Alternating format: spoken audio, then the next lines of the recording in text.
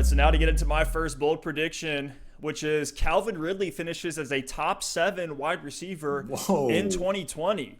Calvin Ridley's 25 years old, finishes the wide receiver 2 last year, only playing in 13 games. And listen to this. Last year, Calvin Ridley had the second highest DVOA of all wide receivers. So that is a stat from Football Outsiders, which essentially stands for the defense adjusted value over average. So I know that's a lot to take in there. But essentially what this metric does is measures a player's efficiency while weighting in the defense and all the other players that have been in that exact same situation.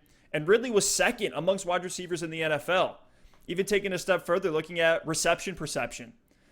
Calvin Ridley's success rate. This is plays targeted or not, where Ridley was able to create separation. And what we mean by separation is essentially an arm's length away or more space between his defender. He had a 77.6% success rate versus man, which is the 95th percentile. And he had a 77.6% success rate versus press coverage, which is in the 86th percentile. So this guy's just elite.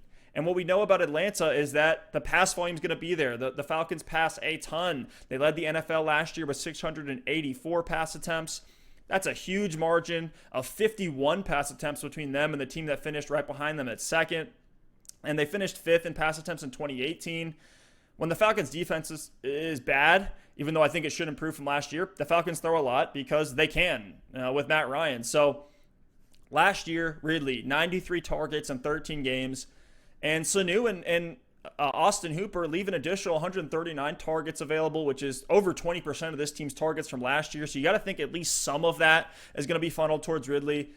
We can talk about Hayden Hurst, who I love this year as a late tight end option, but there is no guarantee that Hurst is the guy or anywhere near what we expect from Hooper. And Hooper was relied upon last year with a lot of guys in and out of the lineup. So there's no guarantee that Hurst is just going to be great in the red zone immediately and just carry over what Austin Hooper brought to that offense. And we've only seen him really score 3 touchdowns in 2 seasons.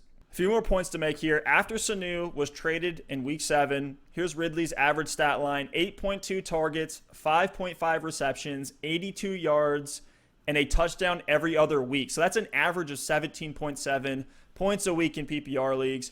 That's a pace for 131 targets, which would have put him at 12th last year. And I'm not saying this will happen, but that's a fantasy points pace to be the wide receiver 2 in 2019. So add that in. Even more just icing on the cake here. We always joke about how Julio Jones has had issues in the red zone essentially his whole career. They just can't get him the ball in the end zone. Ridley 8 last year in the red zone. Julio had 6 touchdowns in 15 games. Ridley had 7 touchdowns in 13 games. And then on top of that, you add in Todd Gurley's massive injury risk. That could funnel even more targets to Calvin Ridley. So, look, I think it is very possible in the range of outcomes that, much like a Mike Evans, Chris Godwin situation where 2 receivers are fantastic, I think the same could happen here on the Atlanta Falcons in 2020. And if anything happens to Julio, Ridley is a plug-and-play wide receiver 1 week in, week out. I absolutely love him here in 2020. Yeah, Steph, I love the case. The opportunity's there. Like, look, we get it. Several of your points is 1, look, the guy's good. He's straight up good at football. 2, there's a ton of pass volume on this offense. There's a ton of vacated targets on this offense.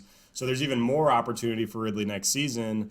The big question just becomes, like, what is that ceiling with Julio Jones in the offense? I don't think this is the season. I think last year we saw Chris Godwin get to the point where it's like, oh, snap. Like, we don't actually know who is a better wide receiver or who we'd rather have in fantasy football, Chris Godwin or Mike Evans. A lot of drafts this year, Chris Godwin, even in redraft, is going before Mike Evans. So he got to that point where it's like, okay, this is like mono.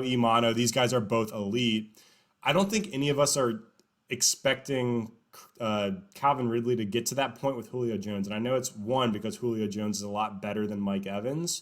But I don't know. I just can't imagine Calvin Ridley being a top 7 wide receiver because that means Julio Jones. It's a hot take. That means Julio Jones is somewhere in the top 5, and the Falcons are supporting another top 7 guy. It's out. Like, I think it could happen.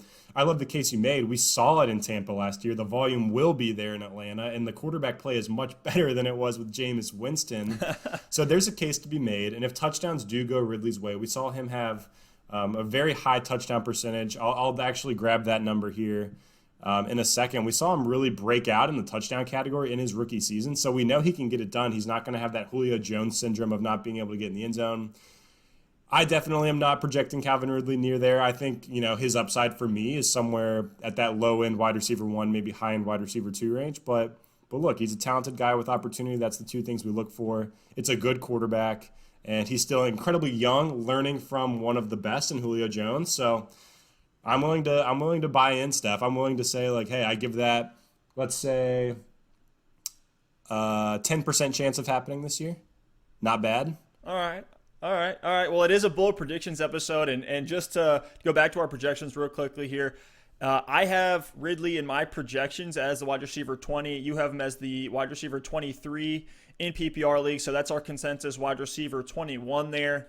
I'm feeling pretty good about that, and I feel like he's definitely going to outperform that ranking that we have him there at 21, so I may have to move him up a little bit. Yeah, really quickly, I just want to add on to the end of this take. Ridley in his rookie season had 10 touchdowns on 64 receptions.